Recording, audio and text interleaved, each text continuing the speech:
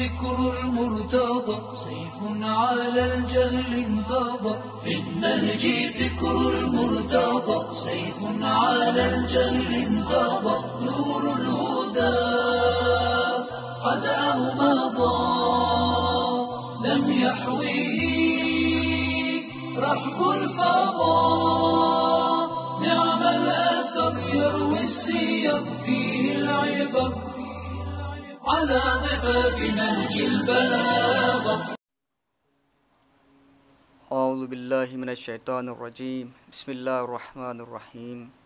الحمد لله رب العالمين وصلى الله على محمد وآله الطيبين الطاهرين ولعنة الدائمة على أعدائهم أجمعين من الآن إلى قيام يوم الدين. أما بعد، قال أمير المؤمنين عليه السلام: كن في الفتنة كابن اللبون لا ظهر فيركب ولا ضرع فيحلب. नाज़रीन हज़रात, मौलाए कायनात अमीर अल-मोमिनीन अली इब्न अबी तालिब अलैहिस्सलाम फरमाते हैं,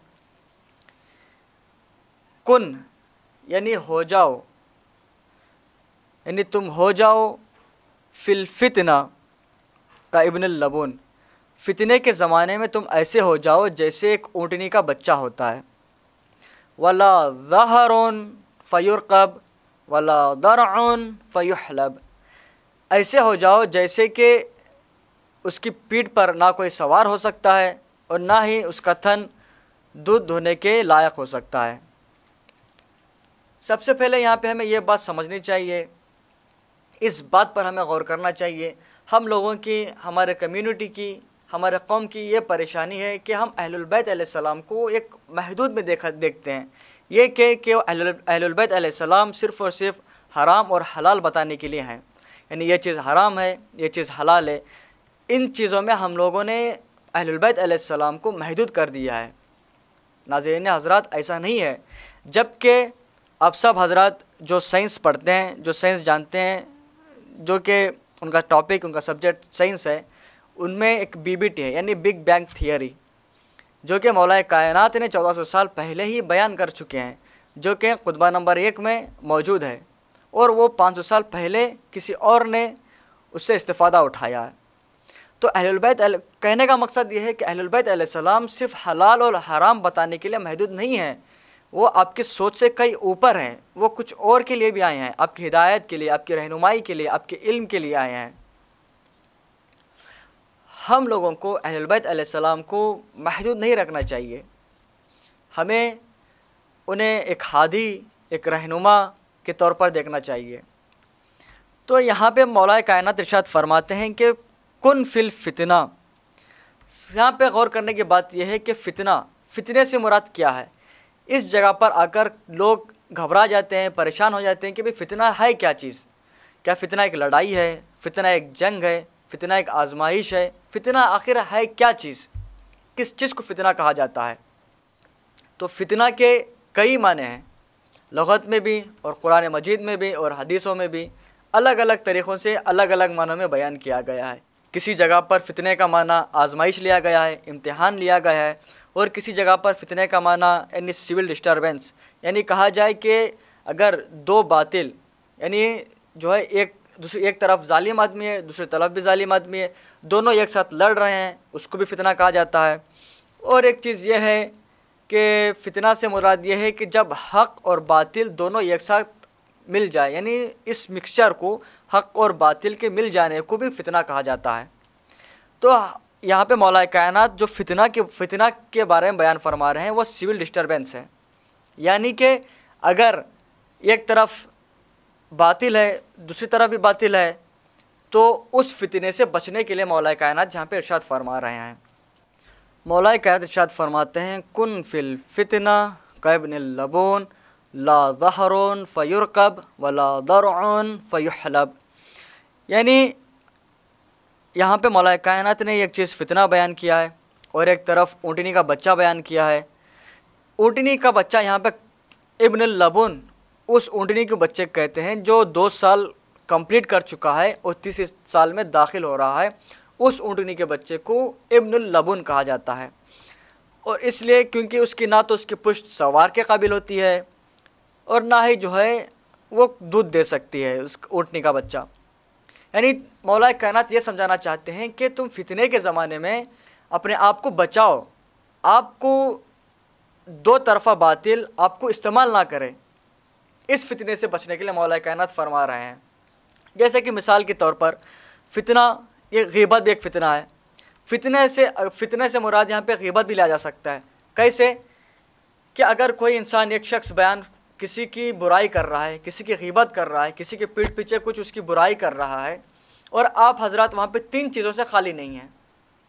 एक चीज़ यह है कि आप ख़ुद गीबत कर रहे हैं, और दूसरी चीज़ यह है कि आप उस वहाँ पे बैठकर गीबत को सुन रहे हैं, और तीसरी यह है आप वहाँ पे गीबत हो रही है और आप उठ के वहाँ से चले गए। यहाँ पे हमें समझना चाहिए कि यहाँ पर हम खुद क्या गीबत करें या गीबत को सुने या गीबत होने वाली जगह से हम उठकर चले जाएं, ये आपके ऊपर है। इसी चीज़ को मौला कायनात फरमा रहे हैं, जहाँ पर भी ऐसा हो तो आप गीबत को ना सुने, गीबत ना बयान करें, आप वहाँ से उठकर चले जाए। और या फिर ऐसा करे जो गीबत कर रहा है उसको बताए कि भाई गीबत ना करे, गीबत करनी बुरी चीज़ है। यहाँ तक कि कुरान मजीद में इरशाद हुआ है कि जो शख्स गीबत करता है वो अपने मुर्दा भाई का गोश्त खाता है। अल्लाह अकबर। सबसे पहले मैं खुद अपने आप से कह रहा हूँ कि गीबत एक बहुत बड़ा फितना है, उससे हमें बचना चाहिए। ना हमें किसी की गीबत करनी चाहिए, ना किसी की बुराई करनी चाहिए। और जहाँ पे गीबत हो रही हो वहाँ पर हम लोगों को रोके कि भाई वहाँ पे गीबत ना करें, क्यों किसी की बुराई करोगे। और यहाँ पे हमें एक चीज़ समझने की बात है कि फ़ितना से हम लोग मुराद अक्सर लेते हैं फ़ितना यानी लड़ाई झगड़ा, यानी दो तरफ़ा की लड़ाई, उसको फ़ितना समझते हैं। लेकिन हाँ, ये भी एक चीज़ है, फ़ितना का माना यहाँ पे लिया जा सकता है, लेकिन फ़ितना के कुछ और भी माने हैं। जैसे कि फ़ितना एक आज़माइश है, जो कुरान मजीद में इरशाद फरमा रहा है खुदावंद आलम कि आलमु अन्नमल औलादुकुम व अम्वालुकुम फ़ितना, कि जान लो तुम्हारे औलाद और तुम्हारा माल फ़ितना है। या फ़ितना से मुराद आज़माइश है, इम्तिहान है। और हम फ़ितना, अगर हम तारीख़ पर नज़र डालें कि तारीख़ में हमें यह नज़र आता है कि जंग जमल, जंग सिफ़ीन उस ज़माने के बहुत बड़ा फ़ितना था, जबकि रसूलुल्लाह सल्लल्लाहु अलैहि वसल्लम ने इरशाद फरमाया है कि अलीयुन मअल हक़ वल हक़्क़ु मअन अली, कि अली हक़ के साथ हैं और हक़ अली के साथ है। जबकि हम तारीख़ में अगर हम गौर करें, तारीख़ में अगर हम देखा जाए कि ज़ुबैर जो था उसने फ़ितना बर्पा किया, उसने ये समझा कि यहाँ पर फ़ितना हो रहा है, जबकि वहाँ पर फ़ितना नहीं था, वहाँ पर हक़ था और एक तरफ बातिल था। और यहाँ पर उसको चाहिए था कि वो हक़ का साथ दे और बातिल को छोड़ दे, जबकि उसने ऐसा नहीं किया। उसने किया क्या? दोनों का साथ नहीं दिया, ना हक़ का साथ दिया ना बातिल का साथ दिया, दोनों एक दूसरे से, वो दोनों को भी छोड़ दिया और पीछे हट गया। यह एक फ़ितना है जो कि उसने अपने आप को हिलाकत में डाल लिया और आखिर में क्या हुआ, वो बर्बाद हो गया। ना ही जो है वो हक़ के साथ रहा और ना ही जो है बातिल के साथ रहा। हम लोगों को ये सोचना चाहिए कि जहाँ पर हक़ है हम हक़ का साथ दें और बातिल का इनकार करें। और नाज़रीन हज़रात, यहाँ पर हम लोगों को इस हदीस को, इस हिकमत को, इस कलमे को हमें गौर से समझने की ज़रूरत है कि मौला कायनात यहाँ पे फरमा क्या रहे हैं कि फ़ितने से बचने के लिए कहा जा रहा है। आजकल हम देख रहे हैं दुनिया भर में कई सारे फ़ितने हो रहे हैं, हर जगह सिर्फ बातिल ही बातिल फैली हुई है। एक तरफ बातिल है, दूसरी तरफ भी बातिल है, और दोनों तरफ भी जो है लड़ाई हो रही है। और हम लोगों को इससे बचना चाहिए, हम लोगों को इससे दूर हो जाना चाहिए, इस फ़ितने से बचना चाहिए और हम इन लोगों के इस्तेमाल में नहीं आना चाहिए। जहाँ तक कि हम लोग देख रहे हैं, हम लोग इस फ़ितने के लपेट में आ जाते हैं और आखिर में क्या होता है, हम लोग हिलाकत की तरफ चले जाते हैं और आखिर में फिर ये कहते हैं कि खुदावंद आलम ने हम लोगों के साथ क्या किया है, और फिर शिकवे गिला करने लगते हैं।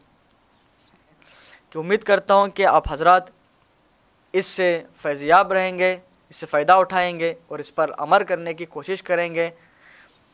परवरदिगार से दुआ गो हैं कि बारे इलाह परवरदिगारा हमें हर तरीक़े से, हर फितने से हमें महफूज फरमा और हमें फ़ितना रोकने की हिदायत फरमा और फ़ितना ना करने की हिदायत फरमा। और हम देख रहे हैं कि आज की दुनिया में और अब के ज़माने में और ख़ुद हमारे यहाँ पर बहुत सारी वबा फैली हुई है। खुदाया चाहे वो हिंदू हो, चाहे मुस्लिम हो, चाहे क्रिश्चियन हो, जो भी हो, उन सब को इस वबा से महफूज फरमा। और जो बीमार हैं और जो इस बीमारी से मुब्तला हैं उनको जल्द से जल्द शिफा कामिला व आजिला इनायत फरमा और इमाम ज़माना के ज़हूर में ताजिल फरमा और तमाम शियान हैदर करार तमाम मोमिनीन को इमाम ज़माना के अवान व अंसार में शुमार फरमा।